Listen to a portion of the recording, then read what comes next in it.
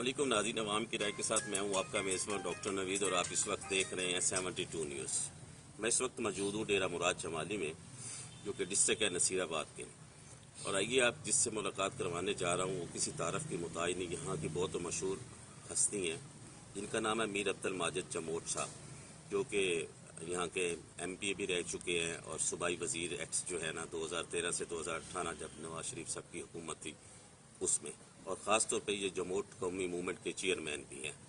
اور ان سے ملتے ہیں اور سب سے پہلے ان سے یہ پوچھتے ہیں کہ اس وقت کی جو سیاسی صورتحال ہمارے ملک میں ایک قرآن سا پیدا ہوا ہے، خاص طور پہ اس حوالے سے کہ اس کو ملک کو نکالنے کے لیے، کیونکہ ہم معاشی طور پہ بھی بہت پیچھے چلے گئے ہیں، دیوالیہ ہونے کے قریب تھے، لیکن IMF کی مہربانی کی وجہ سے آج ہم جو ہے نا اس سٹیج پہ جو ہے نا پہنچے ہیں کہ کچھ جو ہے نا بچت ہو گئی ہے۔ رجیم چینج کا معاملہ ہوا، PDM کی حکومت بنی، اس حکومت کے بارے میں بھی، اور خاص طور پہ اس وقت جو موجودہ حالات چلتے ہیں، مہنگائی کا بہت زیادہ تناسب ہو گیا ہے، پیٹرول ہر 15 ڈیز کے بعد مہنگا ہوتا ہے، اگر مہنگا ہوتا ہے تو وہ 40 روپے 30 روپے میں مہنگا ہوتا ہے، اور اگر سستا کیا جاتا ہے تو وہ 5-7 روپے میں اکٹھا کیا جاتا ہے۔ غریب آدمی خودکشیوں پر مجبور ہو رہا ہے، اس کے لیے 2 وقت کی روٹی کھانا بھی جو بہت مشکل ہو گئی ہے، اور خاص طور پہ اس وقت نگران حکومت ہے۔ آئین ہمارا کہتا ہے کہ 3 مہینے میں انتخابات کرائے جائیں، لیکن ابھی تک وہ کوئی صورتحال جو ہے نا نظر نہیں آ رہی۔ یہ ساری باتیں ہیں، ان سے تھوڑا سا ڈسکس کرتے ہیں اور ملتے ہیں۔ آئیے آپ کی ملاقات کرواتے ہیں امیر عبد الماجد جموٹ صاحب کے ساتھ۔ السلام علیکم سر۔ السلام، کیسے ہیں سر؟ ٹھیک ہیں؟ الحمدللہ۔ آپ خوش ہیں؟ طبیعت ٹھیک ہے؟ اللہ کا شکر۔ سر آپ ایک سیاسی خاندان سے آپ کی وابستگی ہے، آپ کے بڑوں نے یہاں پہ ایک جموٹ قومی موومنٹ بنایا، اس حوالے سے بات کرتا جاؤں۔ یہاں پہ آپ کے سیاسی خدمات بھی بہت زیادہ ہیں۔ اس وقت جو ملک کے حالات چل رہے ہیں، آپ ماشاءاللہ ایکس صوبائی وزیر صحت بھی رہے، MP بھی یہاں سے منتخب ہو کے گئے، تو اس حوالے سے کس نظر سے آپ کو دیکھ رہے ہیں کہ ہمارے ملک کو کس چیز کی ضرورت ہے کہ یہ سیاسی استحکام آ جائے، معاشی استحکام آ جائے، کیونکہ اس لیے دونوں چیزوں کا ہونا جو ہے نا ہمارے اوپر بہت ضروری ہے۔ اور جس طرح آپ دیکھ رہے ہیں کہ آئین کی دھجیاں اڑائی گئی، اگر خان صاحب نے APK میں اور پنجاب میں اسمبلیاں تعلیل کر دی تھیں تو 90 ڈیز کے اندر، یعنی کہ 3 مہینوں کے اندر الیکشن ہونا تھے، جو کہ نہیں ہوئے۔ اگر ہم اس کو آئین کو دیکھتے ہیں تو اس وقت جو دونوں نگران ہیں، وزیر اعلیٰ ہیں، وہ بھی ایک قسم کا غیر قانونی طور پہ جو ہے نا حکومت کر رہے ہیں۔ اس حوالے سے آپ کیا کہیں گے؟ سب سے پہلے تو میں آپ کا شکر گزار ہوں کہ آپ یہاں ہمارے بلوچستان کے ریموٹ ایریاز میں آئے اور ہماری آواز لوگوں تک پہنچائی۔ جیسے کہ آپ نے سوال کیے تو میں یہ کہتے ہوئے ہمیں دکھ بھی ہوتا ہے کہ ہمارے پاکستان کی جو حالت کی گئی ہے، دیکھیں ہمارا پاکستان جب آزاد ہوا 1947 میں، اور آج کے حالات دیکھیں تو بہت ہی ابتر ہیں، اور ہمارے بعد جو ملک آزاد ہوئے ہیں آج ان کی معیشت دیکھیں تو وہ ہم سے کہیں زیادہ آگے ہے۔ صحیح ہے، اس کی وجہ یہ ہے کہ ہمارے پاس جو پالیسیز رہی ہیں وہ لانگ ٹرم نہیں رہی، وہ چھوٹے شارٹ ٹرم جو ہیں وہ پالیسیز رہی ہیں، اور وہ صرف الیکشن کی حد تک رہی ہیں۔ ہم نے ملک کے حوالے سے کبھی نہیں سوچا، اور نہ ہی ایسا کوئی کام کیا ہے کہ آگے آنے والی نسل کے لیے جو ہے وہ ایک آرام دہ زندگی یا ان کی آسائش کے لیے یا ہمارے ملک کی جو آنے والی نسلیں ہیں ان کی بھلائی کے لیے سوچا جائے۔ تو اسی تناظر میں ہم دن بدن پیچھے جا رہے ہیں۔ کبھی ہمارا پاکستان ہوتا تھا 70-80s میں، تو دنیا یہاں پہ آ کے وزٹ کرتی تھی اور وہ یہاں سے ایک اچھا تاثر لے کے باہر جاتی تھی، لیکن اس دوران آپ نے دیکھا ہوگا کہ ہمارے حکمران جو تھے ان کو کافی باہر آنر دیا جاتا تھا۔ بلکہ سر میں نے تو سنا ہے کہ ہم نے لون وغیرہ بھی ادر ممالک کو جو ہے نا دیا، خاص طور پہ جاپان کی بات بالکل ایسا کرتا ہی ہے۔ جاؤ۔ تو آپ ہماری تاریخ سے اگر آپ پڑھیں اور دیکھیں تو ہمارا وہ جو ماضی تھا وہ بہت بہترین تھا، لیکن آگے چل کے ہماری ایسی حالت ہوئی کہ ہم دوسرے ملکوں سے معاشی لحاظ سے پیچھے چلے گئے اور اخلاقی لحاظوں سے پیچھے چلے گئے۔ آج ہماری یہ حالت ہے کہ ہم دنیا جہان میں گھومتے ہیں اور قرضہ مانگتے ہیں تو کوئی قرضہ دینے کو تیار نہیں ہے۔ اس کی وجہ یہ ہے کہ ہم پہ لوگ ابھی اعتبار نہیں کر رہے۔ ہماری جو پالیسیز رہی ہیں، ہماری جو سیاسی عمل رہا ہے یا سفارتی جو تعلقات رہے ہیں وہ کافی کمزور ہو چکے ہیں۔ اس کی وجہ یہ ہے کہ ہمارے ملک میں لاقانونیت بڑھ چکی ہے، ٹھیک ہے، اور ہمارے ملک میں آپ نے دیکھا ہے جیسے کہ انصاف بھی غریب آدمی کی پہنچ سے بہت دور ہے، اور انصاف اتنا مہنگا ہو چکا ہے کہ غریب آدمی انصاف لیتے لیتے اس کی نسل تباہ ہو جاتی ہے۔ بلکہ ہمارے ہاں تو قانون جو امیر آدمی کے لیے کچھ اور ہے، بالکل غریب آدمی کے لیے کچھ اور ہے. ایسے ہی ہے بالکل. تو ان سچویشن میں آپ نے دیکھا ہے کہ ابھی جیسے پچھلے اتوار میں عمران خان صاحب جو آئے الیکشن میں اور انہوں نے نعرہ لگایا کہ میں نئے پاکستان کی بنیاد رکھوں گا اور نیا پاکستان بنے گا. ریاست مدینہ. ریاست مدینہ کے نعرے لگائے گئے لیکن عمل دیکھیں تو بالکل ہی اس سے مختلف تھا. جی بالکل. اور جو نام لیے گئے کہ بھائی ہم نیا پاکستان بنائیں گے تو نیا پاکستان تو اپنی جگہ پہ جو ہمارا 18 والا پاکستان پرانا پاکستان تھا وہ بھی ہم نے کھو دیا. اور آپ نے دیکھا ہوگا کہ 18 میں جو حالات تھے ہمارے ملک کے ایک کچھ نہ کچھ پھر بھی مستحکم تھے, ایک ترقی کی طرف گامزن تھا, آگے جا رہے تھے. بالکل ہمارے روڈ نیٹ ورک بن رہے تھے, دوسری سی پیک کے حوالے سے کام کافی ہو رہے تھے اور ریل پیل تھی مطلب ایک پیسے کی, اور ہر آدمی جو ہے وہ اپنی روزگار میں لگا ہوا تھا, خوشحالی کی طرف تھا. لیکن جو نیا پاکستان جو جس کی بنیاد رکھی گئی عمران خان کے ذریعے, تو آج حالات آپ کے سامنے ہیں کہ لوگوں کو کھانے کے لیے نہیں ہے اور اتنی مہنگائی ہو گئی ہے کہ ہر بندہ پریشان ہے. اور آج جس دور میں ہم چل رہے ہیں تو میں سمجھتا ہوں کہ جو ڈیلی ویجز والے ہیں یا جو شہر میں محنت مزدوری والے لوگ ہیں وہ بہت پریشان ہیں, اور ان کی گزر سفر آپ خود اندازہ لگا سکتے ہیں کہ 25-30 ہزار میں کیا بنتا ہے. بالکل رائٹ. ابھی آٹے کی قیمت دیکھیں, اس کی چاول کی قیمت دیکھیں, آپ شوگر کی قیمت دیکھیں, تو ہر چیز جو ہے وہ بندے کی پہنچ سے دور ہے. ٹھیک ہے, ایسے ہی حالات میں تو ابھی آپ نے دیکھے ہیں کہ ہمارے حالات خاص طور پہ بڑے بڑے شہروں کے, کراچی یا لاہور کے, تو روز وہاں پہ اسنیچنگ ہوتی ہے, موٹر سائیکل چھینے جاتے ہیں, لوگوں کو پیسے کے لیے مارا جاتا ہے. تو یہ ایسے حالات میں آپ خود اندازہ کر سکتے ہیں کہ ہم کس یہ تو کنڈیشن سر میں صرف اور صرف بے روزگاری کی وجہ سے ہو رہا ہے. صحیح. تو اصل میں جو نعرے لگائے گئے تھے کہ ہم 1 لاکھ نوکریاں دیں گے, 50,000 گھر دیں گے, بالکل رائٹ. اس کے بالکل ہی برعکس کام ہوا. بالکل ٹھیک ہے, آپ نے دیکھا کہ لوگوں کو بے روزگار کیا گیا. آپ نے فیصل آباد کی جو انڈسٹری ہے اس کو دیکھا کہ بند ہوتی چلی گئی, اور حالانکہ آج اسے مانچسٹر کے نام سے جانا جاتا ہے. تو یہ سارے سلسلے ہماری ترقی کو ایسے سمجھے کہ ایک دم سے ڈیمیج کر کے اور لوگوں کو بے روزگار کر کے آج ہم اس کنڈیشن میں پہنچے ہیں کہ سروائیول کا بھی مسئلہ ہو گیا کہ سروائیول انسان کا کس طرح ہوگا. جمہور صاحب, یہ سائفر کیس جب معاملہ تھا, جب رجیم چینج آیا, یہ پی ڈی ایم کی آئی, یا ویسے عدم اعتماد آ جاتا ہے تو وہ ایک علیحدہ چیز ہوتی ہے. یہ عمران خان صاحب نے اس وقت وہ جیل میں بھی ہیں اور کیس کی میرے خیال میں کل ہیئرنگ بھی ہے. تو اس حوالے سے کیا کہیں گے, یہ سائفر بیسکلی تھا کیا کہ اس کو ویسے ایشو کیا گیا اس معاملات میں؟ دیکھیے, عمران خان کی جہاں تک بات ہے تو انہوں نے ہمیشہ اپنے فائدے کے لیے اسٹیٹ کو استعمال کیا ہے. ٹھیک ہے, یہ سائفر کا معاملہ بھی اسی طرح تھا کہ انہوں نے اپنی سیاست کو بچانے کے لیے, خود کو شیلٹر دینے کے لیے سائفر کا ایک لبادہ اوڑھ لیا اس نے. لیکن حقیقت میں ایسا جو سیکریسی ہوتی ہیں وہ ظاہر ہے اسٹیٹ کی ایک اپنی اس کا ایک معیار ہوتا ہے اور اسی طرح وہ سلسلے چلتے ہیں. لیکن ہمارے یہاں آپ نے دیکھا کہ جلسوں میں جو سائفر کو لہرایا گیا کہ اس طرح معاملات ہوئے ہیں, اگر اس کو کسی کمیٹی کے تھرو اگر اس کی انویسٹیگیشن ہوتی تو میں سمجھتا ہوں کہ آج یہ حالات ہمارے نہیں ہوتے. ٹھیک ہے, تو عمران خان نے تو ایسے سمجھے کہ انڈیا کا جو ارادہ تھا پاکستان کو تباہ کرنے کا وہ انہوں نے اپنے ہاتھوں سے کیا ہے. تو اس طرح کی جو سچویشن بنائی گئی اور اس طرح کے جو حالات بنائے گئے تو میں سمجھتا ہوں کہ یہ اس کے علاوہ اگر آپ پیچھے ہم تھوڑا سا جائیں تو جس طرح پی آئی اے کا مثال میں آپ کو دوں کہ ہمارے وزیر صاحب جو تھے انہوں نے یہ خبر اڑا دی کہ بھائی ہمارے جو پائلٹس ہیں ان کے پاس ڈگریاں بھی نہیں ہیں. جی جی تو اس کے بعد دیکھا آپ نے کہ کتنا بڑا بحران آیا, پی آئی اے بالکل زمین بوس ہو گیا تھا. ٹھیک ہے, جو ہمارے جہاں پہ ہم اس سے پہلے بھی خسارے میں جا رہی تھی اور اس کے بعد جو انہوں نے اسٹیٹمنٹ دی وہ اوپر سے وہ انٹرنیشنل جو ہماری فلائٹ جا رہی تھی ان نے روک لیا, گراؤنڈ کر لی کہ بھائی آپ کے پاس ایک لائسنس بھی نہیں ہے. لندن کی فلائٹس بھی رک گئی تھیں. تو اس سے آپ دیکھیں کہ پاکستان کی کتنی بدنامی ہوئی. بالکل ایسے. اور اس کے علاوہ اگر دیکھا جائے تو ہمارے وزیر اعظم عمران خان تھے, انہوں نے پوری دنیا میں جا کے یہ شور شرابہ کیا کہ ہمارے جو بھی سیاستدان ہیں سارے چور ہیں, چور ڈاکو یہی سارے 4 سال نعرہ لگتا رہا. اگر آپ ملک میں کچھ نہ کر پائیں اور دوسری ساری دنیا کو یہ بتائیں تو اس کا تاثر کیا جاتا ہے وہاں پہ. تو ظاہر ہے پوری اس کا صرف کسی ایک بندے پہ تو اس کا اثر نہیں آتا, پوری ریاست پہ اس کا اثر ہوتا ہے. اور اس کا آج ہم بھگت رہے ہیں کہ ہمیں کوئی مانگنے پہ بھی کوئی قرضہ نہیں دیتا. تو یہ ہماری جو ساکھ تھی اس کو تباہ کر کے رکھ دیا ہے انہوں نے.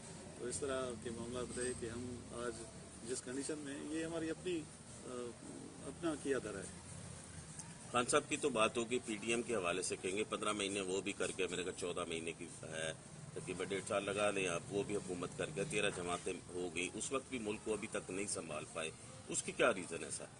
चलो खान साहब ने तो तबाह कर दिया पौने 4 सालों में, वो तो सबके वजूहात नज़र आ गई हैं, आपने वो भी बयान कर दी, लेकिन उसके बाद ज़हर है शहबाज शरीफ साहब इसीलिए लाए गए, ठीक है कि उसको जो है ना संभाला जाए, लेकिन उस सूरत हाल में भी ये अभी तक मुल्क हमारा देखिए, मैं जो समझता हूँ कि वो उस टाइम जो 18 से लेके जो 22 तक जो हालात पैदा किए गए थे उसमें इतने बड़े गड़े हो चुके थे कि उसको भरते भरते मैं समझता हूँ कि आइंदा में आने वाले 10-15 साल और लगेंगे इस गढ़ों को पूरा करने के लिए, और जो 18 वाली पोजीशन थी उस तक पहुँचने के लिए।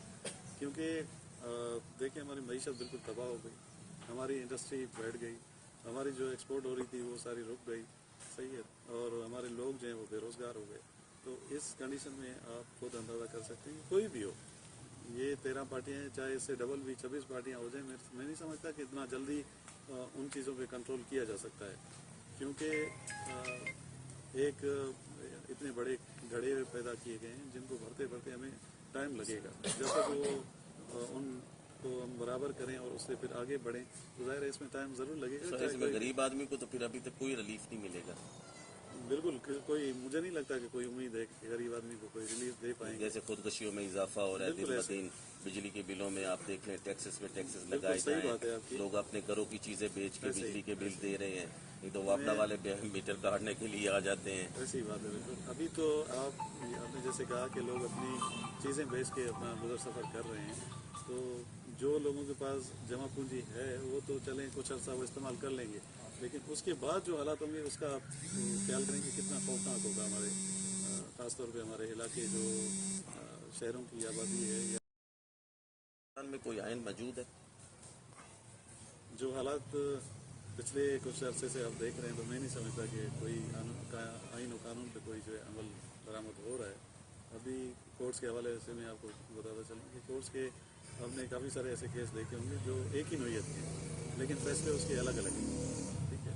तो इस तरह की अगर सिचुएशन होगी हमारे मुल्क में, जब इंसाफ एक मुहैया नहीं होगा आम आदमी को या सही फैसले नहीं होंगे, तो फिर मैं नहीं समझता कि हमारे मुल्क की तरक्की हो सकती है, हम कोई उम्मीद रखें कि हमारा मुस्तकबिल कुछ बेहतर हो सकता है। क्या सर इलेक्शन होंगे पाकिस्तान में?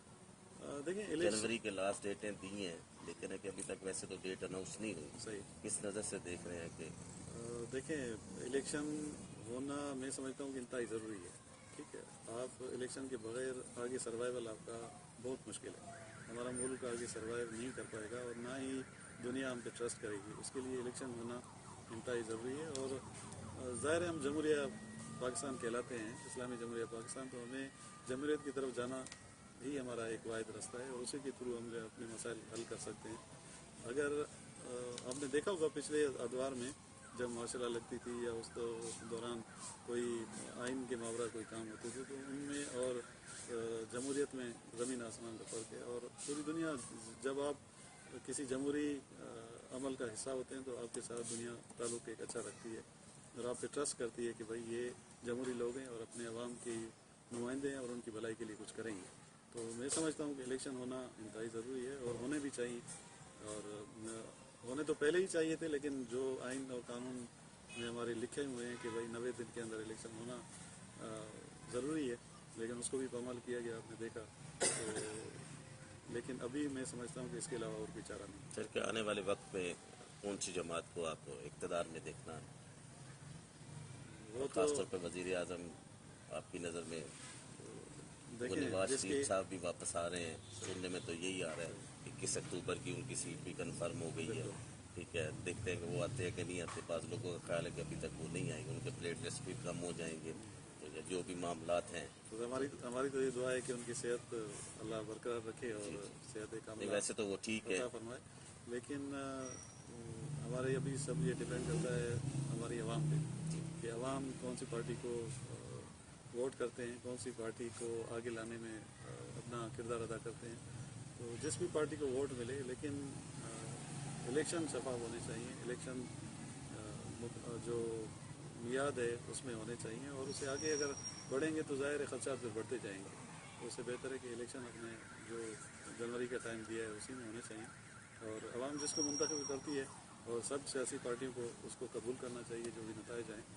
तो अगर हम अभी भी कंट्रोवर्सी का शिकार रहेंगे तो मैं नहीं समझता कि हम अपने लोगों के साथ या इस मुल्क के साथ हमारी सियासी पार्टी तो कबूल नहीं करती, फिर हम धरने पे भी तो आ जाते हैं ना जी। यही वजह है ना कि हम किसी को कबूल नहीं करते। हम अगर खुद जीतते हैं तो फिर तो कहते हैं कि ठीक है, अगर हम हारते हैं तो हम कहते हैं कि ये धांधली हुई है। तो इस चीज़ को निकाल के हमें मुल्क के लिए सोचना पड़ेगा और मुल्क की भलाई के लिए चाहे अपना नुकसान ही हो लेकिन कौम की और इस मुल्क की भलाई होती तो उसमें हमारा किरदार होना ज़रूरी है। लास्ट में सर एक मुआशी बहरान तो हमारे अंदर पैदा है, महंगाई में भी इजाफा है जो दिन ब दिन बढ़ता जा रहा है, उसको रोकने के लिए अभी तक हमारे पास कोई ऐसे जराए नहीं आए जो वो रोकें। उसके साथ सबसे बड़ी जो वजह है वो है दहशतगर्दी। मस्तूम वाला वाक़या आपने देखा पिछले दिनों, और इतना बड़ा दिन था जिसमें हमारे नबी पाक सल्लल्लाहु अलैहि वसल्लम की विलादत का दिन था, अंगों में मस्जिद का धमाका हुआ। ये हमारे सारे जो हैं दहशतगर्दी के हवाले से, और बलोचिस्तान जो हमारा सबसे तीनों सूबों की निस्बत एक क्या कहूँ, इसके मेरे पास अल्फाज नहीं है, ना किसी चीज़ की कमी है, एक सोने की चिड़िया है जिसमें दुनिया जहान की मादनियात रखी हुई हैं, सब कुछ है, लेकिन ये पीछे क्यों है, क्यों पसामंद है, उसकी क्या खास वजह है? असल में देखिए, बलूचिस्तान को पीछे रखा गया है, उसकी काफ़ी सारे वजूहत हैं उसकी। अगर हम बैठें तो मेरे ख्याल में काफ़ी ज़्यादा टाइम लगेगा, लेकिन वफाक को ज़रूर सोचना चाहिए बलूचिस्तान के बारे में। बलूचिस्तान हमारा, जैसे आपने कहा कि एक सोने की चिड़िया है, यहाँ पर मादनियात हैं, हर किस्म की मादनियात हैं, लेकिन आम लोगों को या गरीब लोगों को यहाँ पे उसी का कोई फ़ायदा नहीं है। ठीक है, तो इसी तरह अगर हम मैं आपकी बात को आगे बढ़ाता हुआ कि इस मुल्क में किस चीज़ की कमी नहीं है, लेकिन मुखलिसी की कमी ज़रूर है, सच्चाई की कमी ज़रूर है। अगर हम चाइना की अगर मिसाल लें तो चाइना की इतनी बड़ी आबादी होने के बावजूद भी आज दुनिया का सुपर पावर बनने को जा रहा है। उसकी वजह ये है कि उन्होंने अपनी आवाम पे इन्वेस्ट किया है, अपनी आवाम को सहूलियात दी हैं, अपनी आवाम को इंडस्ट्री दी है। और अगर हम पाकिस्तान में अगर हम कुछ अपने आवाम को नौकरियां नहीं दे सकते, लेकिन हम अगर स्मॉल इंडस्ट्री, घर घर इंडस्ट्री लगाएं तो मैं समझता हूँ कि एक तो हमारे लोग वहाँ पे बिजी रहेंगे, एक तो वो अपना रोज़गार छोटी इंडस्ट्रीज, क्योंकि अंदाज़ा लगाए ना कि हमारे लोग यहाँ पे इतने सरमाएदार नहीं हैं जो आम आदमी है, ना उनके पास इतने वसाइल हैं कि वो बड़ी इंडस्ट्री का हिस्सा बन सके। तो अगर छोटी छोटी इंडस्ट्रीज़ अगर हम घर घर में लगाएं तो मैं समझता हूँ कि उससे हमारा ज़र मुबादला भी बढ़ सकता है और हमारी जो आवाम है उसको एक रोज़गार भी मिल सकता है और उसके ज़रिए हम अपने सूबे को, अपनी आवाम को आगे ले जा सकते हैं। सर हमसे तो बांग्लादेश भी आगे निकल गया जनाब। बिल्कुल ऐसी बात है, क्योंकि हमने टेक्निकल हवाले से कभी सोचा ही नहीं है, ना ही हमने अपने आवाम को टेक्निकल कोई काम करने दिया है और ना ही उसकी स्किल को जो है डेवलप किया है। तो इन हालात में ज़ाहिर है हमारे जैसे बलूचिस्तान की आपने मिसाल दी, बलूचिस्तान में बेरोज़गारी इंतहा की है, यहाँ पे कोई इंडस्ट्री नहीं है, तो लोग यहाँ पे फारिग बैठे हैं। तो ज़ाहिर है जब फारिग होंगे तो वो किसी न किसी के चुंगल में फंस सकते हैं। इसी तरह कभी हम पे इंडिया के थ्रू दहशतगर्दी होती है, कभी दूसरे मुल्कों के राह ने भी ट्वीट किया कि हमने ये सारा इसकी जिम्मेदारी कबूल की है। दूसरे जो पड़ोसी ममालिक हैं उनकी तरफ से भी हमारे लोगों का हायर किया जाता है। तो इन सब का वाहिद हल ये है कि हम अपने लोगों को रोज़गार दें, छोटी छोटी इंडस्ट्री में उनको बिज़ी रखें, ज़राअत के हवाले से या लाइव स्टॉक के हवाले से हम उनको वहाँ पे अकोमोडेट कर सकते हैं। तो उसके अलावा आपने देखा है कि जैसे हमारे पड़ोसी ममालिक हैं, उन किसी के साथ भी हमारे अच्छे ताल्लुकात नहीं है। ये बहुत बड़ी हमारी, खासतौर पे जिनके साथ हमारे बॉर्डर्स लगते हैं, ये बहुत बड़ी हमारी नाकामी है कि हम अपने पड़ोसी और जो हमारे बॉर्डर्स जिनके साथ मिलते हैं उनके साथ अगर हमारी अनबन होगी तो ज़ाहिर है जब घर ही हमारा सिक्योर नहीं हो पाएगा तो हम और क्या कर सकते हैं। हमने ख़ासतौर पे जो बजट अपने शुरू से हम सुनते आ रहे हैं कि तकरीबन 60% जो है हमारा बजट वो दिफा में खर्च होता है। हम 80% सर 80%। अगर हम इसी तरह दिफा पे खर्च करते रहे और अपनी आवाम को भूखा नंगा करते रहे तो फिर हम किस तरह तरक्की कर सकते हैं। तो हमें तो अपनी आवाम और इस मुल्क का सोचना पड़ेगा कि इसकी भलाई किस में है। तो इस तरह के इकदाम किए जाएँ, इस तरह की पॉलिसीज़ बनाई जाएँ और आसान पॉलिसीज़ हो कि ऐसा ना हो कि कोई काम कोई करने जा रहा है लीगल तरीके से तो उसको इतनी दिक्कत हो कि वो बंदा परेशान होकर फिर वापस ही चला जाए। तो उससे अच्छा है कि हम ऐसा मैकेनिज़्म बनाएं कि आम आदमी को रिलीफ मिले और उसको कारोबार अगर करना चाहता है तो उसके लिए आसानी पैदा हो, ताकि वन विंडो के थ्रू जो है वो अपना सारा जो भी उसका लीगल रिक्वायरमेंट है उसको पूरी कर सके। تاکہ یہاں پہ ہم اپنے لوگوں کو روزگار دے سکیں. تعلیم کے سلسلے میں آپ نے دیکھا ہے کہ ہمارا بلوچستان تو سب سے زیادہ تعلیم کی پسماندگی کا شکار ہے. یہاں پہ نہ ایسے کوئی اچھے انسٹیٹیوٹ ہیں، نہ کوئی اچھے ایسے کوئی ادارے ہیں کہ جس کے تھرو جو ہے ہمارے بچے پڑھ کے کوئی اچھے اسکل کے مالک بنے. ہمارے جو صاحب حیثیت لوگ ہیں، آپ نے دیکھا ہے کہ اکثر لوگ ہمارے یا تو کراچی چلے جاتے ہیں بچے جو ہیں پڑھنے کے لیے، یا پنجاب کا رخ کرتے ہیں. تو ہر کسی کے پاس تو اتنے وسائل نہیں ہے کہ وہ مطلب اتنا وہ افورڈیبل ہوتے ہیں. تو یا تو ایک ایسی پالیسی ہو کہ اس کے تحت ہر بندے کو اسکل اور تعلیم کے لیے ایسے مواقع دیے جائیں تاکہ وہ گھر بیٹھ کے اپنے مقاصد حاصل کر پائے. صحت کے حوالے سے بھی ہم نے دیکھا ہے کہ ہمارے بلوچستان میں نہ کوئی ایسے ہاسپٹلز ہیں، نہ کوئی ایسی کوئی فیسلٹی ہے. ابھی ہمارے لوگ، یہ تو شکر ہے ہماری سندھ حکومت کا جنہوں نے یہ سکر میں NICVD یا اس طرح کے گردے کے جو ہیں وہ ادیب رضوی صاحب نے بہت اچھے کام کیے ہوئے ہیں، جس کی بدولت ہمارے لوگ وہاں پہ جا کے مفت علاج میں شکر میں مفت علاج کرواتے ہیں. ورنہ تو ہمارے لوگ کافی سارے ایسے ہی ان مرضوں میں جو ہے وہ اس دنیا پانی سے چلے جائیں. تو ہمارے بلوچستان آج جس کنڈیشن میں ہے، تو یہ ہم پوری فیڈریشن کو سوچنا چاہیے اس پہ، اور اس کے لیے آسانیاں پیدا کرنی چاہیے. یہ ہم بلوچستان والے بھی اتنے ہی بڑے وطن ہیں جتنے دوسرے صوبے کے لوگ. بالکل ایسے. تو ہمیں بھی وہی حقوق اور وہی فیسلٹیز ہونی چاہیے جو دوسرے پاکستان کی شہریوں کو مل رہی ہیں.